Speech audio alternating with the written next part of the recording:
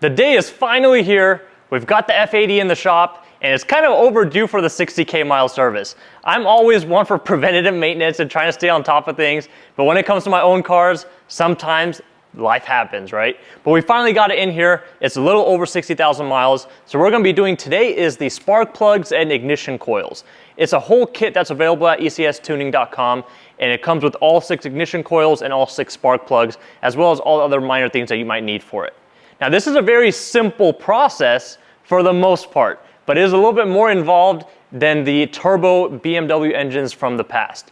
So this one, you'll see here in a little bit, we're gonna be removing a few other things, some of the charge pipes, even that whole strut bar, that beauty of a carbon fiber piece, and a few other things. And stay on the lookout for a separate video where we're gonna be also doing a full DIY on the charge pipe installation. Now the main things that you might need to pick up if you don't have already is a 14mm thin wall deep spark plug socket. I was about to say socket set. You don't need the set, you just need that 14mm socket. You can find it at your local auto parts store, so if you don't have it, you don't have to worry about waiting for it to ship. It's not too special, but it is a little bit more special than a normal 5/8 spark plug socket. With that, the rest of the stuff is just gonna be normal hand tools, and we're just gonna get right to it. So we're gonna start by doing something that pretty much for almost any service on the F80 you're gonna have to do, which is remove a bunch of the top section stuff. So we're gonna remove the strut bar, we're gonna remove all these plastics, we're gonna remove the vanity cover, and even the charge pipe so we can get to what's underneath. So we're gonna start by removing this plastic cover. You're gonna have a push tab right here, which I don't have mine installed. So you pull that out, then you have these 3 10mm plastic tabs, which are just gonna unscrew a little bit. So you know that this is lined up when both of the arrows are pointing at each other. So we're just gonna turn it counterclockwise about 90 degrees, and that's gonna unlock. You don't need to go any more than 90 degrees. You're gonna do that for all 3 pins.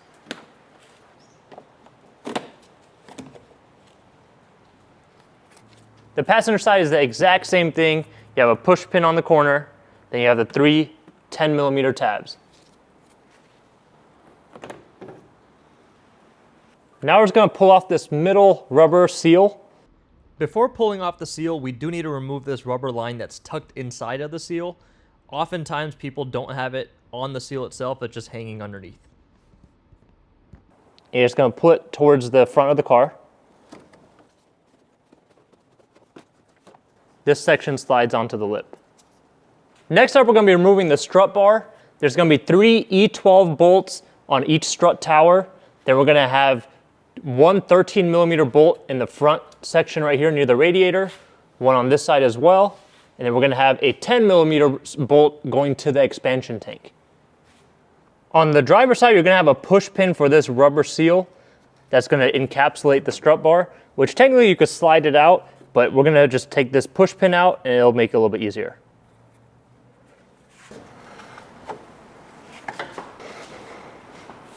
We're just gonna remove these rubber seals because we need to remove this brace next.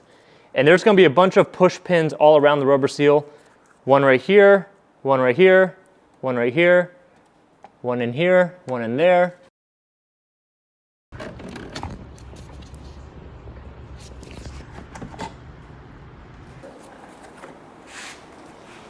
So next we're gonna be removing this whole brace that's going across the strut towers, over the valve cover area, and to the other strut tower. But we do need to remove these 2 caps because there's 2 bolts underneath there. So you can just slide your fingers underneath and pop it up, or you can use a plastic trim tool to pull it out and pry it out.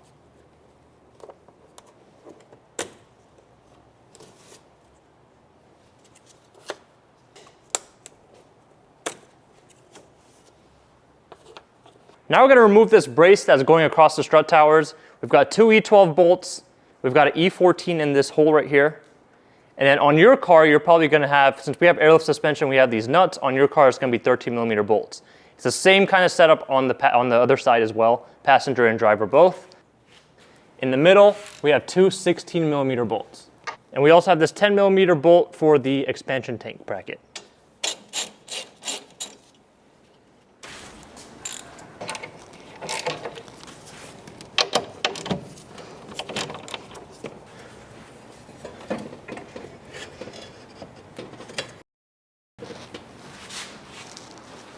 Now we're going to be removing this cover. It's almost like a bracket as well. It's held in with a bunch of 10mm bolts. It goes from this side all the way around.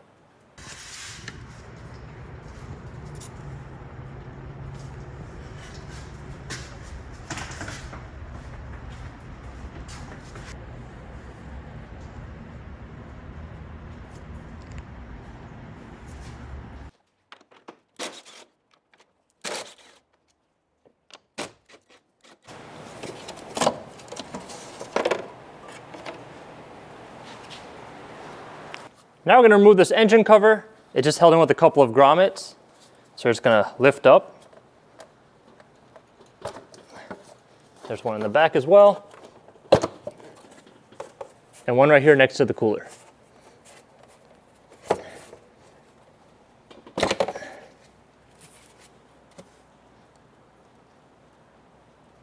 So now we're going to pull out this airbox.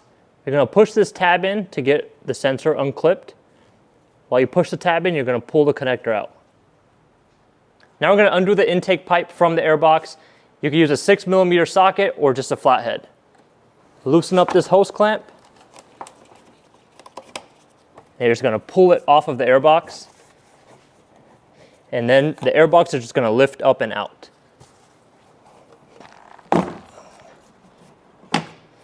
So the airbox is going to slide in to the intake tube that's coming from the front.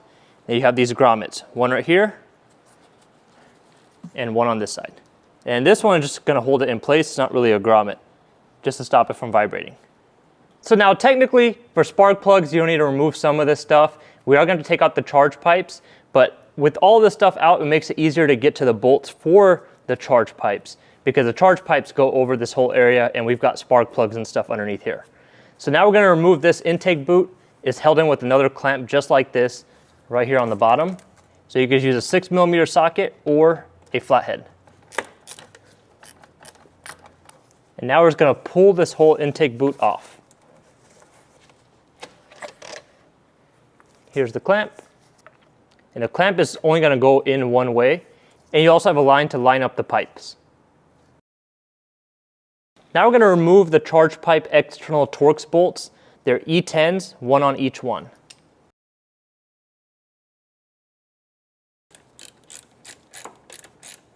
With the two lower bolts out, the external Torx, we're going to remove the clamps off of the charge pipes. So I'm just going to remove it off of the cooler side since we are going to be replacing these charge pipes anyways. So I've got these two clamps loosened. You can use a flathead or a 6mm socket. On this charge pipe, you're also going to have this positive cable going through. Just make sure you pop it out of the bracket. This section is just going to slide out. This is the one that's really on there tight, so you have to pull it out. This one's next.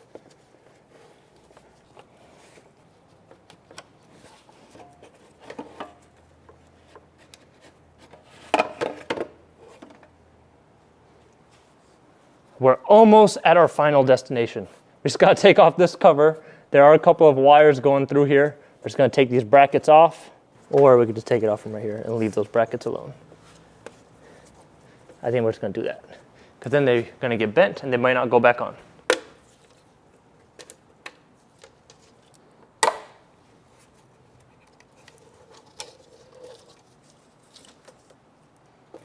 And now this also has a couple of grommets underneath holding it in place. So we're just going to lift up.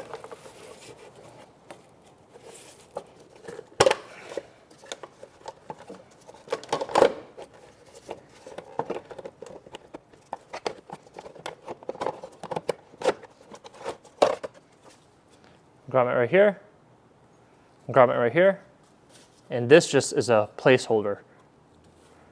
Now that we've got everything else removed, we're finally ready to take out the ignition coils and spark plugs. One thing I recommend before you really start taking a lot of the stuff off, just use like an air hose or something and just blow off as much of the dust and dirt as you can. You don't need to get it perfect, we just don't want any big chunks falling in. And we're just going to do this one at a time. This process that I'm about to show is going to be the same throughout the rest of them, so we're just going to start right here. You want to lift this up for the ignition coil. So it just pops up. And while you're popping this lever up, you also want to pull out the plug. You don't want to use the wires, you want to use the plug itself. So here's the connector. As this goes up, you want to be pulling on the connector by holding the plastic. You're going to pull that out, and you should hear it click in place. Now we got to remove the ignition coil. This is just seated in. There's no bolts or anything. You're just going to pull it out. You can try to put your finger through here and try to pull on it that way. And that might work sometimes, but it is going to be difficult. So I'm going to show you a trick. You get yourself an extension. Now I've shown this same trick on various other DIYs over the years for ignition coil removal. But you stick the extension in there, and then you use the extension for leverage. And even then, this might be the first spark plug change. I jammed my thumb in there, but we got it out. It's just held in with pressure. Now these look brand new from here down, but they are pretty dusty. Now you want to apply that same logic using some kind of air hose, or you can get one of those electronic dusters even, and really get any dust and dirt that's fallen inside of that spark plug hole. You want to blow it all out.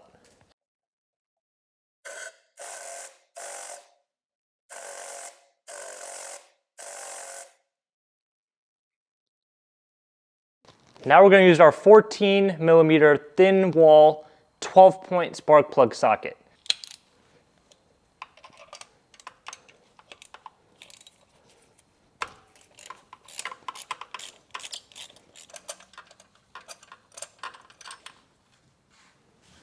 So on spark plug sockets, you usually have that rubber grommet inside the socket that grabs the spark plug and allows you to pull it out. I usually take that rubber grommet out, especially for reinstallation. Just makes it easier, because sometimes that grommet might slide off and stay on the plug. So then, once I've got the spark plug fully loose and taken out, I just use a magnet and grab it.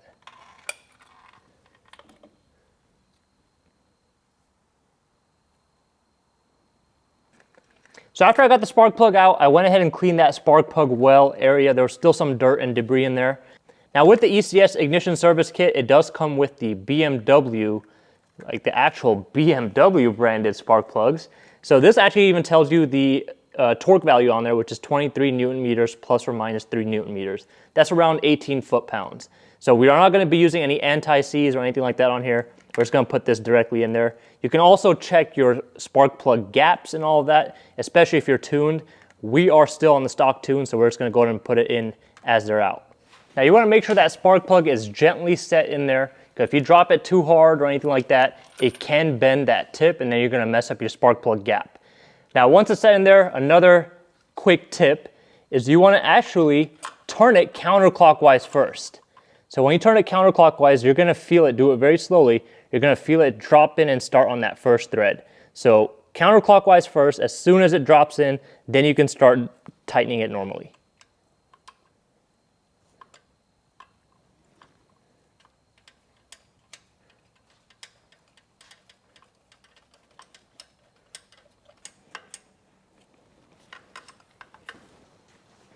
Now, if you are doing this at home and you haven't done a lot of spark plug changes, especially on BMW engines or any engine with an aluminum head, definitely use a torque wrench and torque it down to about 18 to 19 foot-pounds. Now, if you're a seasoned veteran, very experienced, you know how tight spark plugs need to go. So, for the sake of the video, I am going to show you how to torque it. So first you just get it hand tight, get it down, even tighten it with a wrench if you want, and then we're just going to torque it down to 18. Right at 19. Now the ECS kit also comes with Bosch ignition coils. Now we were not experiencing any misfires or anything like that, but the rule of thumb is whenever you replace one ignition coil, you should replace all of them because chances are they're all wearing out around the same rate. Just like we're not only replacing one plug, we're replacing all 6 plugs. Now with that being said, you are gonna, if you had good ignition coils, you're gonna have some spares now. So if you do ever run into a misfire, you got a spare ignition coil, 6 of them at that. The original ones are made by Delphi. These are made by Bosch. They're still both going to work the same, but they do look a little bit different. So the ECS kit also comes with this spark plug boot protector. It's a type of grease that you want to put it on the inside of the spark plug boot. I don't usually put these, but it does make it easier to pull out, and it also waterproofs and dust proofs that area. So if you are going to be pressure washing the engine bay and stuff like that, it's definitely a good idea to put it. You can put it on that spark plug boot to make sure none of that stuff gets in there. For us, we're not gonna be doing that, so I'm just gonna put it right on. Now, when you're installing the ignition coil back, there is a section of how it's supposed to be oriented. So pretty much how the plug was facing this plug, but you can see how there's a section right here. This section on the ignition coil needs to sit in the indent on the engine itself.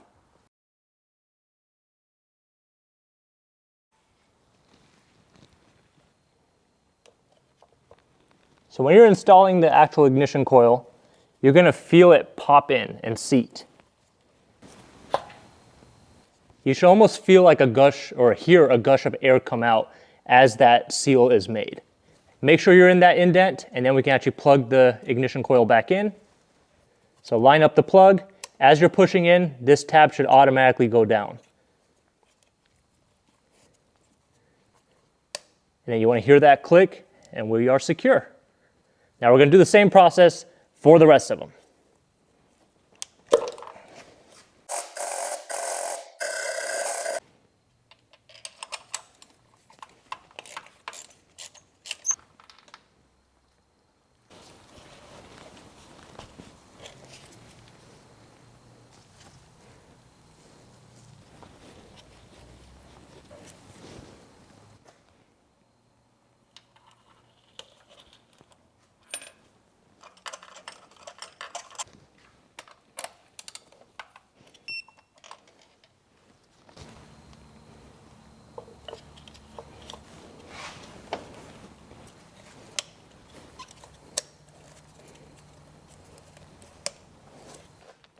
Okay, with the spark plugs all secure, now we can start reassembly. So I'm going to start with this cover right here. Make sure you have all of your connectors out of the way. We're going to slide this underneath this big connector. And there's a grommet that's right here, which is going to secure onto this.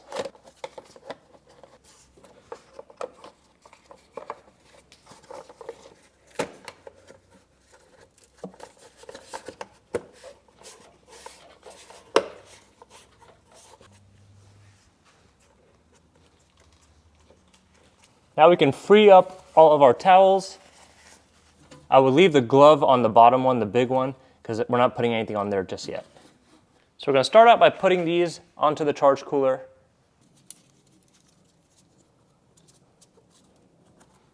So we've got both clamps on there. So we're going to start with the furthest away pipe. This section goes on the bottom. The E10 bolt is going to go through right here.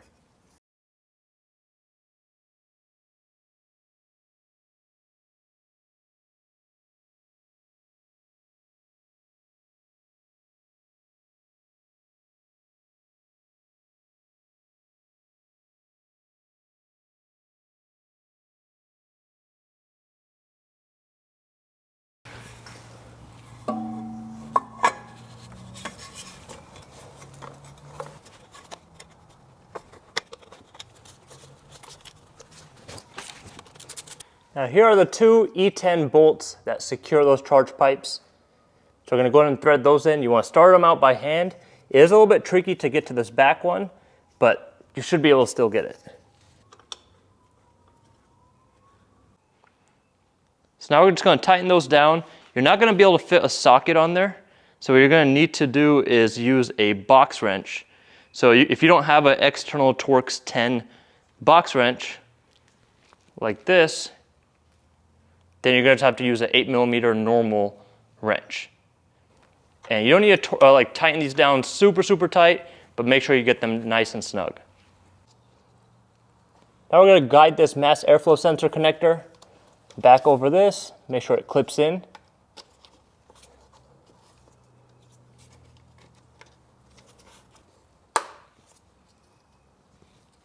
Next up is this intake boot. Make sure the clamps are oriented where they need to go. There's a little section for it.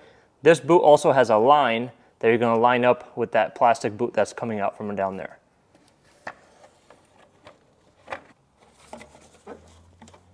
Now you're going to use a 6mm socket to tighten down the clamp. You could also use a flathead.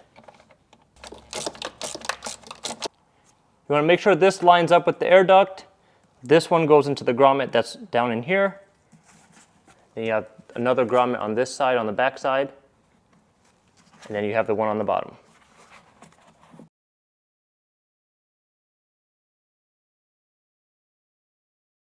Now we're just going to tighten the clamp, plug in the mass airflow sensor.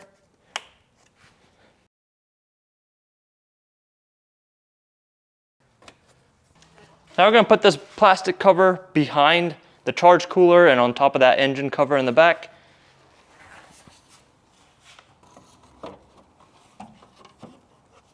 And there are 6 10mm screws that are holding everything in place. So I would put them in one at a time, make sure all of them are threaded before you start tightening any of them.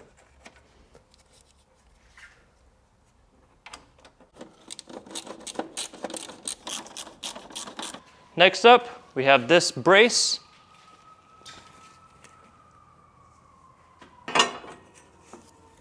Now on your car, on the strut towers, you're probably going to have bolts, not nuts, but since we have aftermarket suspension, ours is all nuts.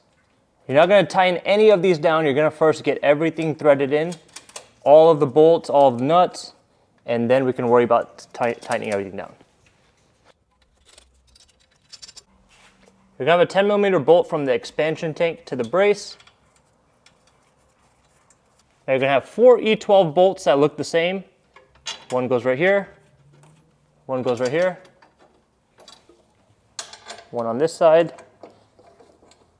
Now you might have to wiggle the bar that's underneath that's attaching to get to line up properly. And one more in this one. Now you're going to have 2 E14 bolts. One goes on this side, and the other one on the same exact circle on the other side. And now you're going to have 2 16mm bolts that go in the middle.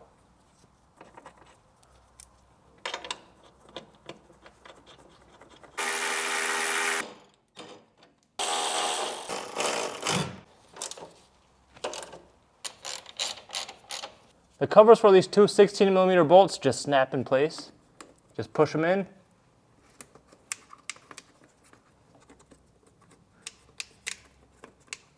Now we have these rubber covers for the strut towers, and this is actually going to have the bar, the carbon fiber strut bar, slide in. So we're just going to put it in there loosely.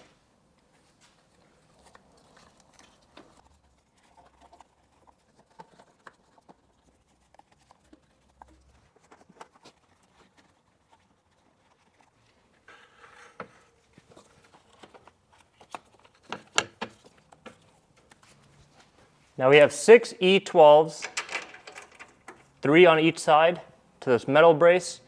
Then we have 2 13mm bolts, 1 on each section right here in the front. We have 1 10mm bolt going to the expansion tank, and that's it.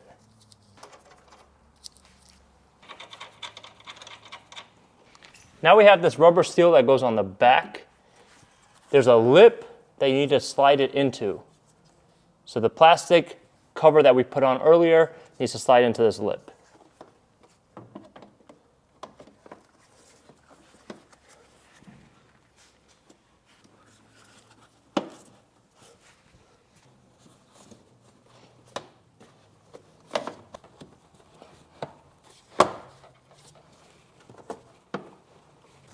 Now this hose needs to go inside of the seal, so you just work it in there.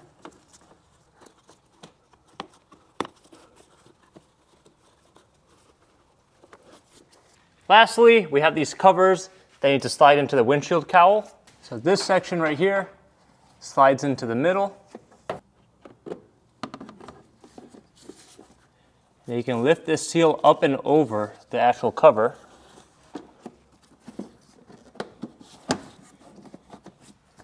And then you're just going to twist these 10mm plastic screws to line up the arrows.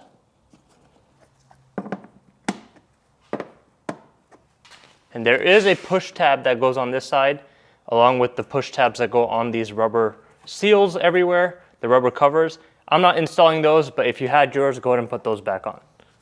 This side is the same concept. This section is going to slide in. The rubber seal goes over the top of this. And then you have these 3 10mm plastic screws that you just tighten and line up the arrows. And then once again, you'll have a push tab on this side. along with this rubber all around it. And just like that, we've got the spark plugs and all of the ignition coils replaced. Like I said before, you can find all of the parts that we use at ecstuning.com. I'll have them linked down below. But now we're finally ready to turn it up a little bit, drive it around. We've got a few other mods and upgrades that we're doing, and still a lot more maintenance that we need to catch up on. So we're gonna see you guys in the next video. Thanks for watching.